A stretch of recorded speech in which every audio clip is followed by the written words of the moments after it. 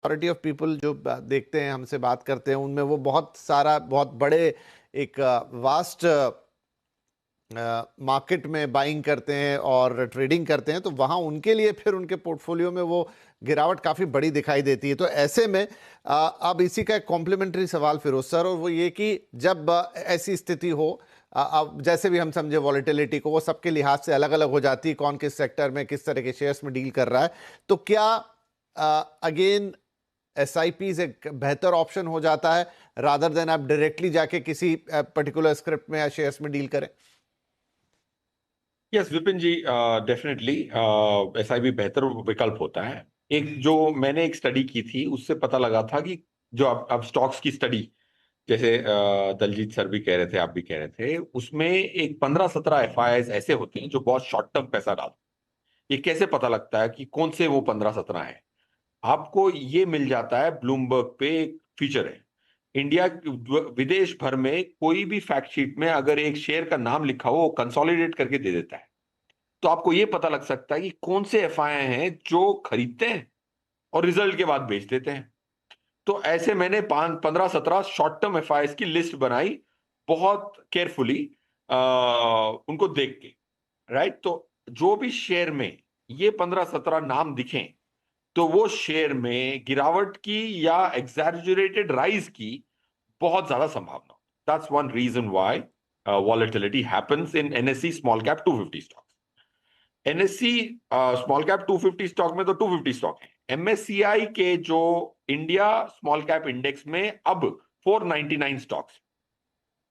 Okay, पहले तो मैं बड़ा आश्चर्यचकित था कि भाई फॉरेनर 499 स्टॉक्स रख के बैठे हैं और इंडिया वाले 250 लेके बैठे हैं।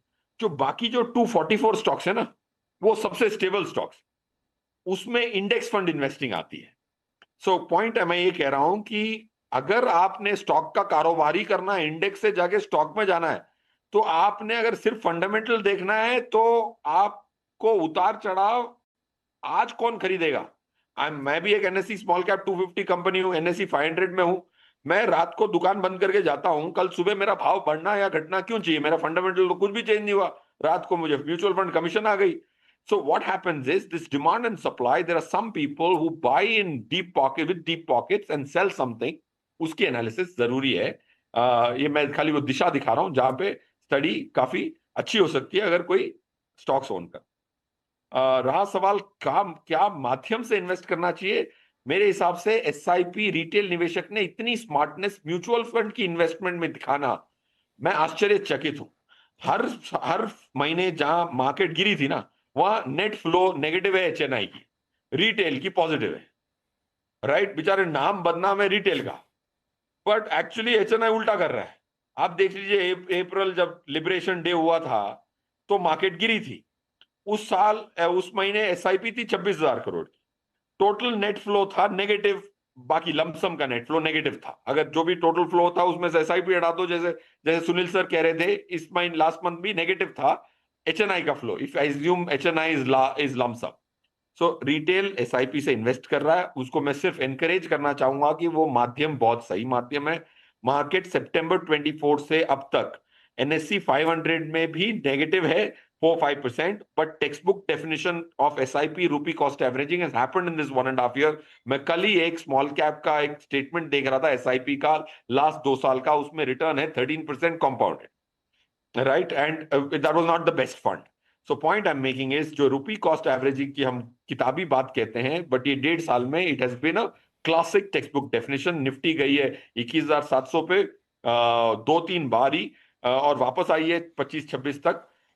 तो इस वॉलिटिलिटी से एसआईपी वालों का फायदा हुआ है, इसीलिए वो डटे हुए हैं। 31,000 करोड़ एक्चुअली दिसंबर में भी 31 था, जनवरी में भी 31 था। लोग कहते हैं कि सेम था, नहीं था। नवंबर के लास्ट डे की एसआईपी काउंट नहीं हुई थी, इसीलिए अगर आप वो नॉर्मलाइज करेंगे तो दिसंबर का नंबर से जनवरी का नंबर 1200 करोड़ ज्यादा है, क्योंकि जनवरी के पूरे 31 दिन में एसआईपी की डेबिट्स बराबर हुई थी। ओके, और ये पॉइंट, ये भी आपने जो एक नजरिया बताया, वो शायद अभी दलजीत जी वही कह रहे थे कि कई बार उतनी डीप टेक्निकल स्टडी में हमारा जो आम निवेशक है वो जा नहीं पाता, लेकिन आपने एक तरीका दिखाया, वो बढ़िया है। आई होप कि वो कई लोगों को समझ में भी आया होगा।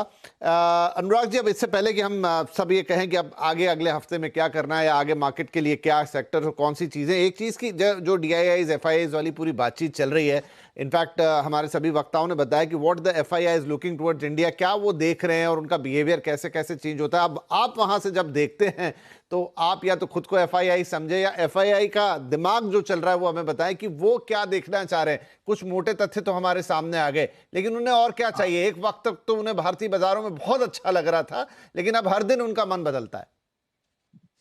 विपिन जी, एक एक मन दो बातें इस पे कहता हूं और थोड़ा अलग हटके बात करते हैं। स्टैंडर्ड डेटा सबको पता है।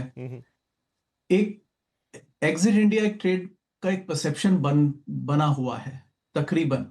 अब वो कुछ कॉन्ट्रेरियन लोग इंडिया की बात कर रहे हैं कि as a contrary position like, but general perception और एक मार्केट्स में हम देखते हैं कि मैं अभी इस समय एक जॉर्ज सोरोस साहब की किताब पढ़ रहा हूँ। वो कहते हैं कि एक बार जो ट्रेंड बनता है, वो करेंसी मार्केट की बात कर रहे हैं लेकिन हर जगह वैलिड है, कि जो ट्रेंड बनता है वो सेल्फ रीइंफोर्सिंग हो जाता है, फिर वही ट्रेंड और बड़ा हो जाता है।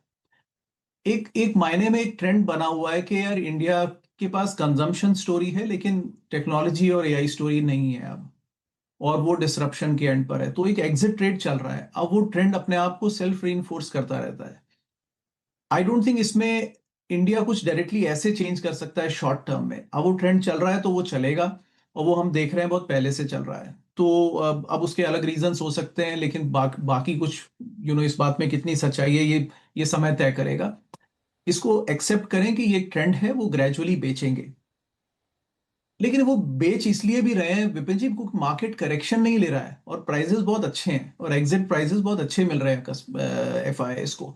अगर मार्केट में 20% का करेक्शन आ जाता है और सपोज निफ्टी 20,000 के आसपास पहुंचता है, तो वो सेलिंग भी रुक जाएगी। तो ये दोनों चीजें इसमें कारगर हैं। दूसरी बात विपिन जी, थोड़ा सेंसिटिव है, मैंने इस बारे में ट्वीट लिखा था, काफी चर्चा हुई उसकी।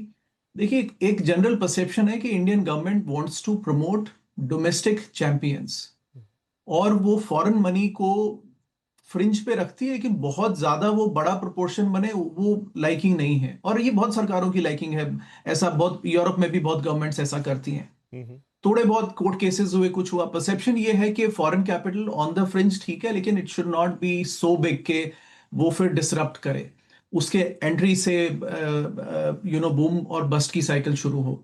तो आई थिंक वो दोनों चीजें मिला के एक नजरिया ये बनता है कि इंडिया में डोमेस्टिक चैंपियंस को प्रेफर करें और डोमेस्टिक कंपनीज जो इंडियन मार्केट को समझती हैं उनको उनमें पैसे लगाएं।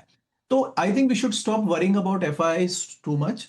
ऐसे भी उनकी सेलिंग 1/3 है, 2/3 सेलिंग तो डोमेस्टिक सेलिंग है। बट वो ग्रेजुअली निकल सकते हैं। जब बहुत ज्यादा मार्केट में करेक्शन आएगा तो तब वो आ जाएंगे। आई don't think Indian market wants that correction, right. अगर आप कंपेयर करें इंडिया के मल्टीपल्स 25 पे तो चलते ही हैं। तमाम इमर्जिंग मार्केट्स के मल्टीपल 12 से 15 पर चलते हैं। अब वहां पे FIIs पैसा डाल रहे हैं। I don't think India wants to be there, because फिर तो मार्केट कैप ही आधा हो जाएगा। तो let us accept it and move on. I think कि अब FIIs are not a big decider in Indian market and we have to take our own pragmatic call, and that's also the preference of the government कि let us promote domestic champions rather than relying on foreign capital. अब India का size भी इतना बड़ा हो चुका है विपिन जी के उससे फर्क नहीं पड़ता। Small FIIs can't really rattle the boat. तो कुल मिला के ये नजरिया रहेगा मेरा।